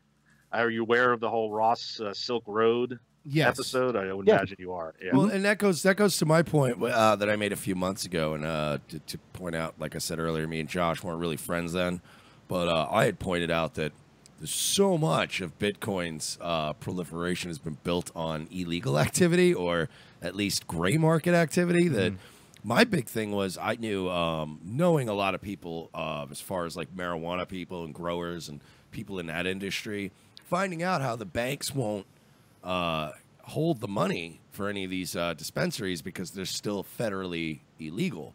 So they've been resorting to Bitcoin. And my only point that I made a few months ago is that now I'm not talking about like the dark web where you can buy rocket launchers and hitmen and rant about the Jews. I'm talking about legitimate like gray market stuff where you can buy pot, with fucking very little effort in the mail now. And there's a lot of stuff you can do, and there's all this shady money going around. If and when the government decides, look, it's cool, fucking economy's doing bad enough as it is, start putting your shit back in our banks here in America. Right. I've even pointed out that would probably begin a speculative bubble As far as Bitcoin goes, So you think how if- much of it is illegal activity? Let's say pot becomes No, decriminalized. that federally. was Mersh. That was exactly how Bitcoin got bootstrapped. Okay, and I can explain that as well. I mean, it started out as a nothing currency. It was just like this little toy, and then it got tied and into the Silk Road. Exactly. Silk Road came in, and what they did was they made this thing an exchange currency. You know, it was basically they put a value on it, and it was used for those illicit transactions. I mean, the way that Silk Road worked was that you had like drop points. Nobody even physically ever met up, so they would like hide drugs somewhere, and then you would supply them with Bitcoin. Then you would reveal the location of the drugs. You would go and pick them up. As a matter of fact, like when Bitcoin That's was pretty still, awesome. That's pretty smart. yeah, that's how it worked. The guy was really. I mean, I'm not in any way applauding Ross Ulbricht, but he was no slouch. You know, I he am. knew what he Here, was doing. I'll honestly, applaud him. No, I won't condone or condemn him, but that honestly was the most I'm libertarian not. ass thing I am not ever applauding existed. his law breaking. I am applauding his entrepreneurship. Yeah, and it's the libertarian idea that, like, Right. look, I'm an adult. Here's some money. Give me a goddamn rocket launcher. Leave me alone. I'll tell you a couple of things about Ross. You know, if you've ever read his postings on BitcoinTalk.org, he's an interesting character. I mean, what he did, he really just started off as an ideologue. He was, I don't see him as having a criminal mind at first. But what he did was he started taking these ideas and extrapolating on them and building on this libertarian mindset. And what he did was he sort of demonstrated how really, how criminal these ideas really can be. I mean, the guy went from just this kind of Texas Austin hipster kid to like this international drug lord, literally within about 2 years. His biggest mistake was he staying tried- in America. He should have fucking. What's that? His biggest mistake was staying in America. He should have fucking ran Silk Road from somewhere else. You know, made He some was- buddies. Yeah. It was the DEA. They stung him, and you know how they actually caught him? He was he tried to take a hit out on somebody. Yeah. This is what happened. Like one of his suppliers, basically, who was really working for the feds, they threatened him. They said, "I'm going to rat out all these people," and then Ross decides the solution to this is to kill the guy. Wow, I see. And- I didn't know that. Like, I honestly thought he got some trumped up charges based on something that's that a big happened charge. No, he was a via bad his guy. site, but he actually He was legitimately. a scumbag. Okay, wow, I didn't know that about. Yeah, Ross He's a Ulbricht. scumbag, no doubt about it. And because all of the people that run Bitcoin are really like a drug criminal cartel, and they were trying to defend Ross, like, oh, save Ross. You know, I mean, it was a recorded fact that Ross tried to order a hit using Bitcoin. Wow, yeah. See, once you get to that's it, man. It's when your dream just consumes you, and you end up like, I'm willing to kill a guy over this shit. Sorry, you broke up a little bit. No, just saying when you build something and it becomes your dream, and you get to that level where now I'm not a human being anymore. I'm willing to take a life to protect, my Yeah. dream, and that's pretty dark, man. Matt? Did you know about this? It was probably less of his pride, and probably he was just deep into it. Like, you can't step out of a criminal enterprise like that. They'll kill you. So, I think that Ross really didn't have many choices. They're probably whatever people he was working with are probably threatening to kill him. And then, I mean, that's how it works. It's like Sodom and Gomorrah. I mean, once you're in it, you're in it. And Well, I I think you're right about that. I mean, when you're going to develop some kind of a criminal organization there, you have to be ready to jump in with both feet. It's not just something you can, pussyfoot around. People are pretty serious about that. Now, I have a question. No doubt. I have a question for, Yeah, sure. for both of you guys. And I'll start with Josh this time. Well, actually, I'll start with Matt this time around. Sure. This being a speculative thing, this, as Josh and you kind of both agree on, it's more like a security almost than it's something that's going to go up and down. It's going to fluctuate. Knowing that there's a bubble ahead, obviously right now at $4,000 to one Bitcoin, you'd be a little bit light in the fucking head to invest right now. That would be dumb. I sold all mine. Yeah, well, you're a smart guy, but now if it dips again, When? well, no, not just when, but if and when it does, when it does dip again, what is a good like? Is this a bubble that we can take advantage of? Like, will it go do up? Will there be waves, or do you think this thing is just gonna fucking die a quick death? Is it gonna be like one of those things where people just all wake up one day and go, "Wait a minute, what is Bitcoin?" and they just fucking freak out, or is it just gonna? I think Bitcoin is always going to be a fringe type of cryptocurrency. I don't think it's ever going to really go mainstream, and I think right now it's pretty much at the peak of its popularity. And when it hit $3,000 per Bitcoin, just a couple weeks ago, I thought that was the peak of the bubble right there. And the Bitcoin that I had, I sold because I didn't think it was going to go up to $4,500 like it did this week. But hindsight is always 20/20.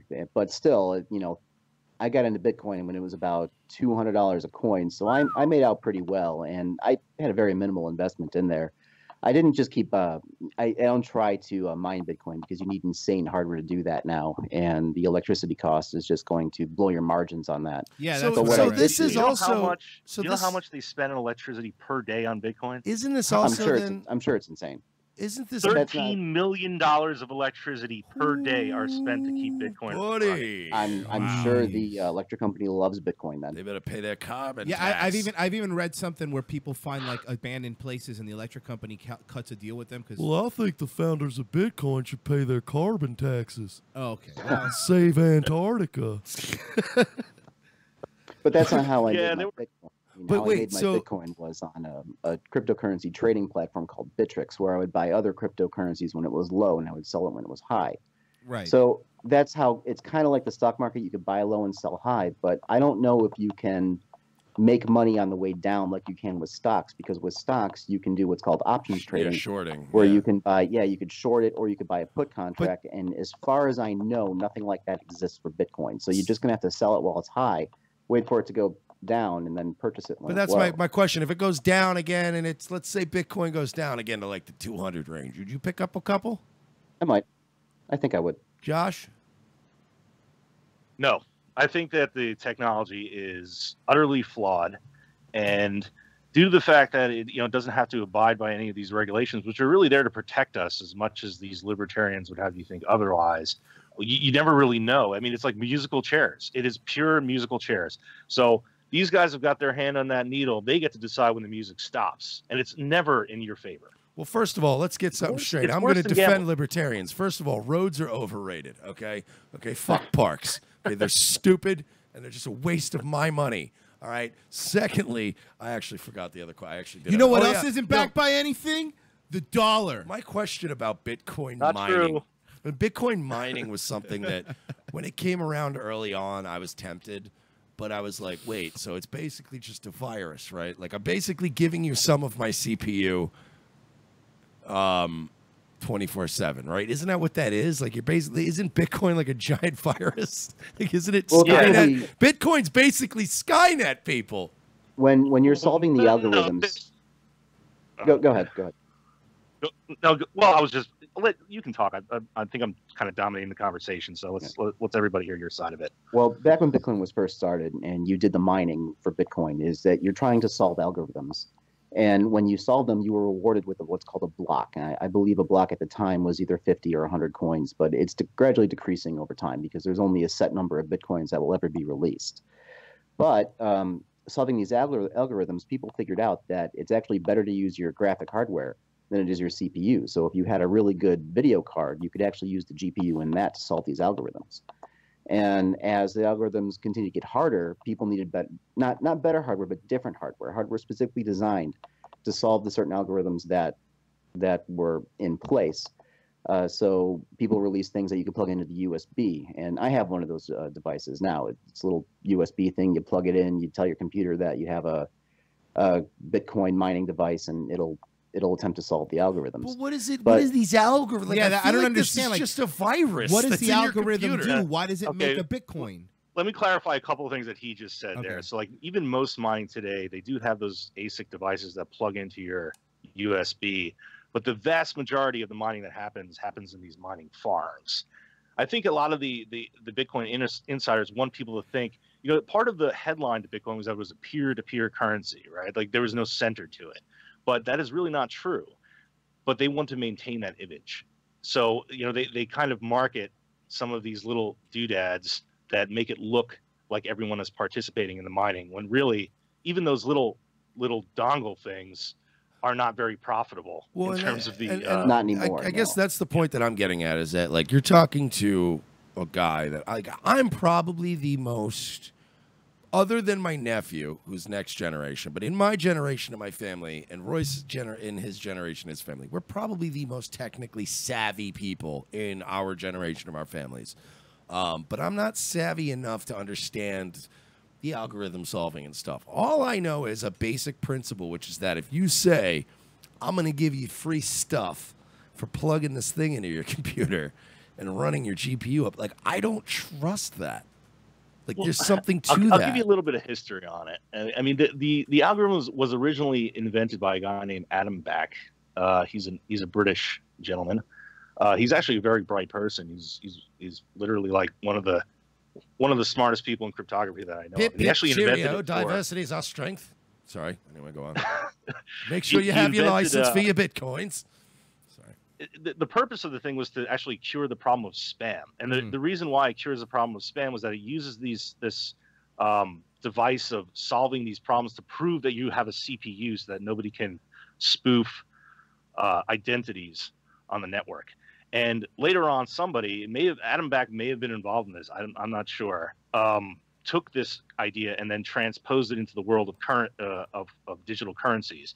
There were many other digital currencies designed before that. Like, for instance, David Chaum is a famous one. He invented a way, like an anonymous cryptocurrency that never really took off, but it was big in the 80s. You guys may have remembered all this stuff with eCash. Do you remember all that? Oh, yeah, I think you might be talking about eGold.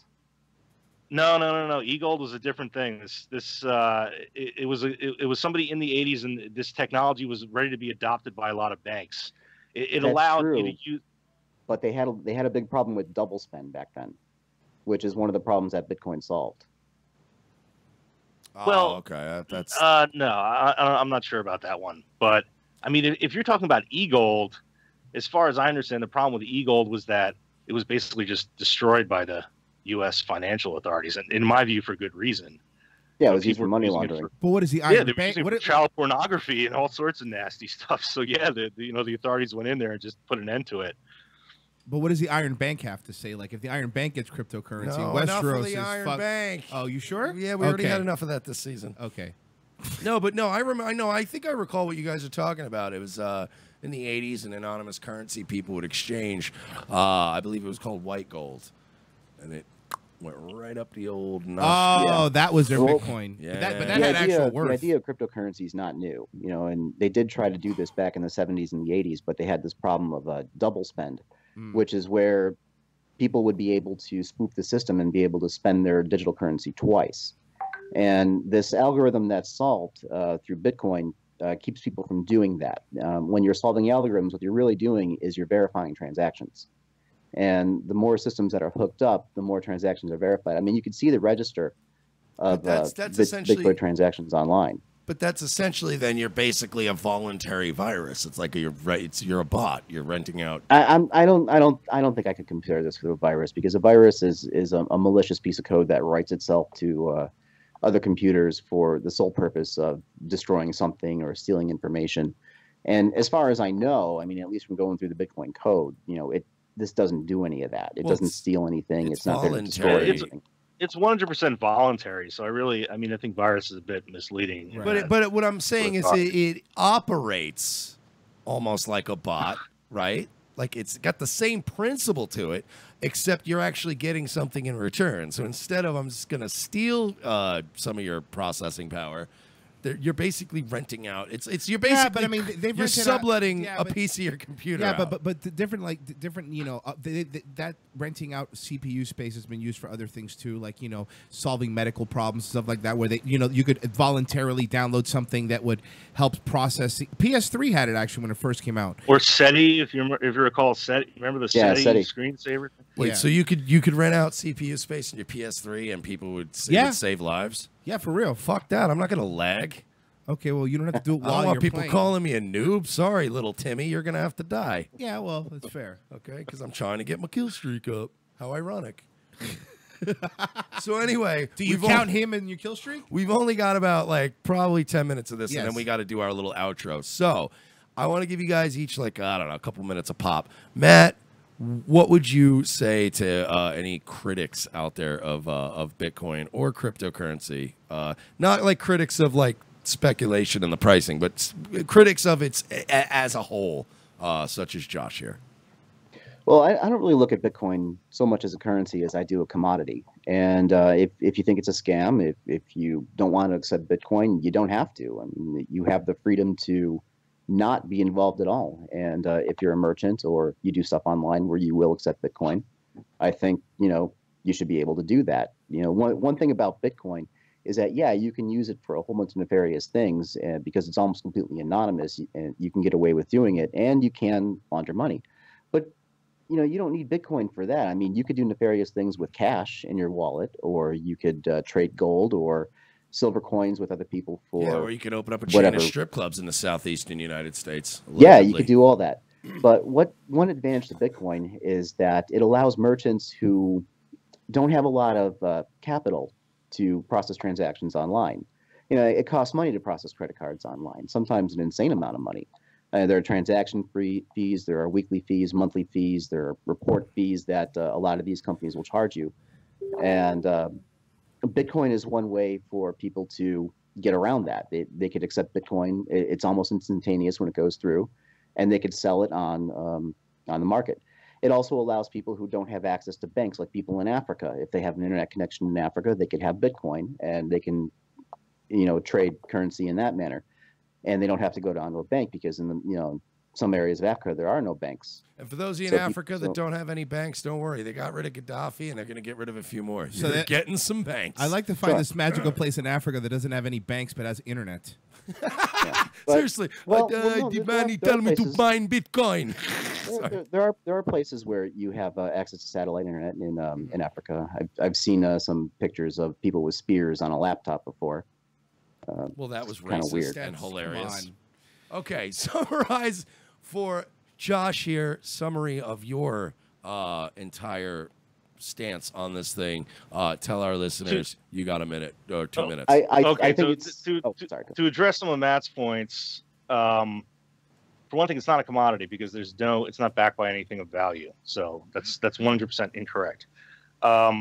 Secondly, it's not a cheaper currency. This is a very common marketing line that the Bitcoin people constantly use.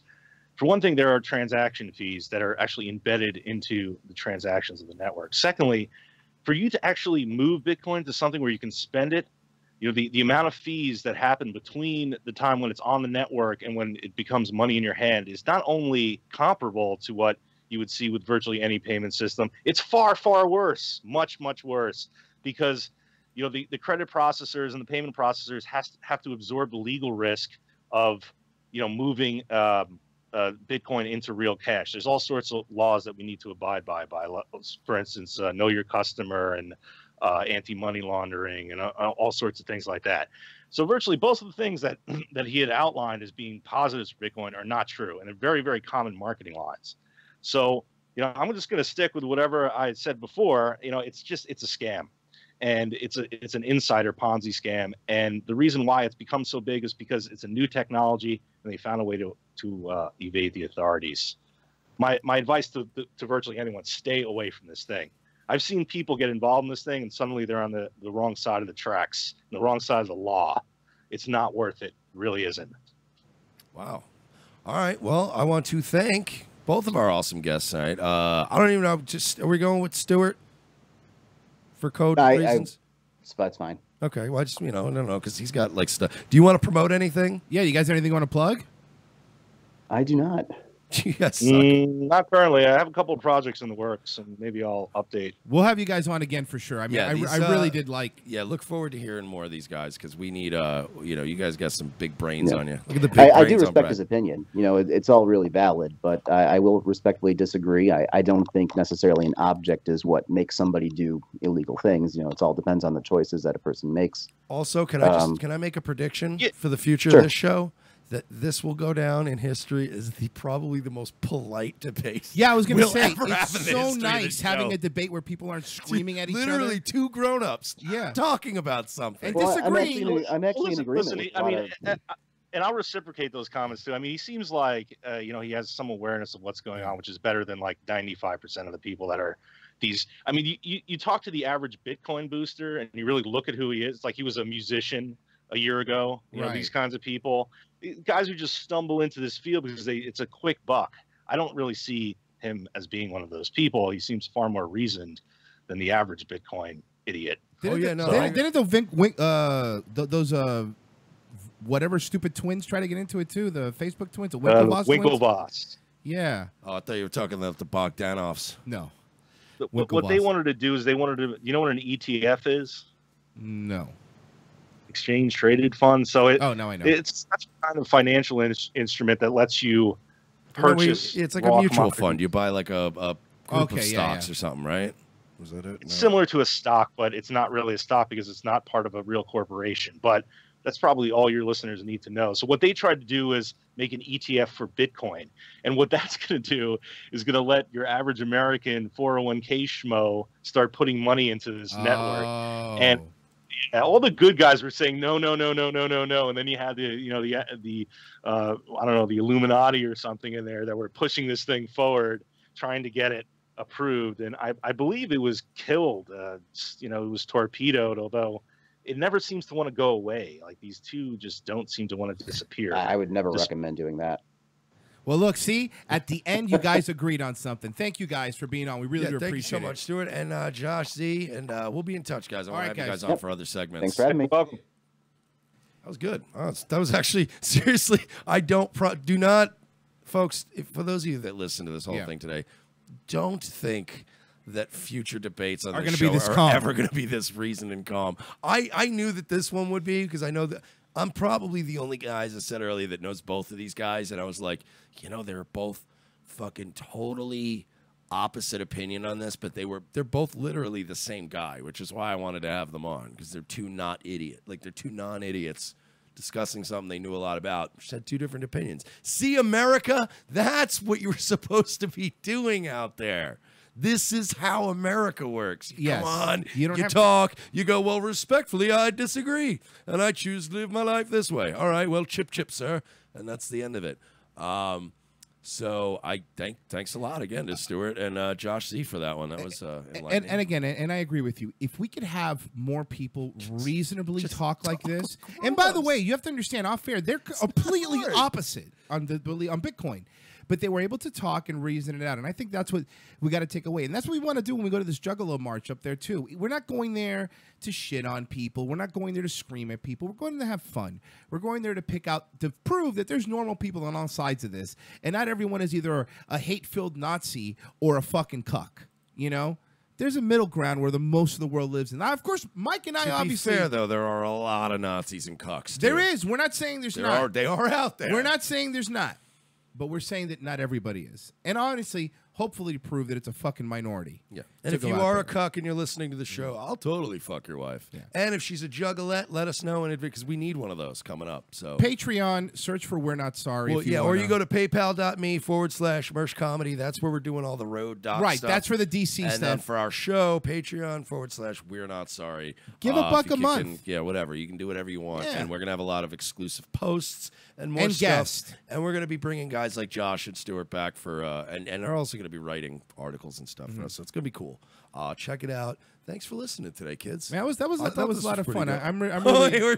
we're still like 10 minutes away from the hard out. We don't have the hard out. We can end it. It's up to you. That was fun. I think this was good. That was good. Hey guys, thank you everybody for listening. If you pay more, we'll do the full 2 hours. Yeah. And also, we're gonna try again. The more you support us, the more you're gonna hear of us. If you like us, we'll be back. And look, you kick it up to like $12 a month. I'm just saying. I'm not promising, but possible dick pics coming.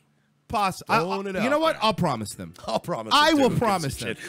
Everybody already has my dick on their phone anyway. Remember, if we go over our goal, we will Eiffel Tower Slav. I've sent my dick to gay listeners because they just asked and they donated money. Sometimes I send them to gay listeners even though they don't ask for them. I send them anyway. So if you listen to this show, unsolicited dick pics, folks, they are coming. All right, guys. Hey, thank you for listening. We're out of here. How about a nice little no copyright? This sounds like prescription drug commercial. All right, music. guys. Revenge of the Cis may cause homosexuality in minors. Celebra may cause cancer and death of the eyes. Nice. Isn't it time the medicine worked for you? Revenge of the Cis.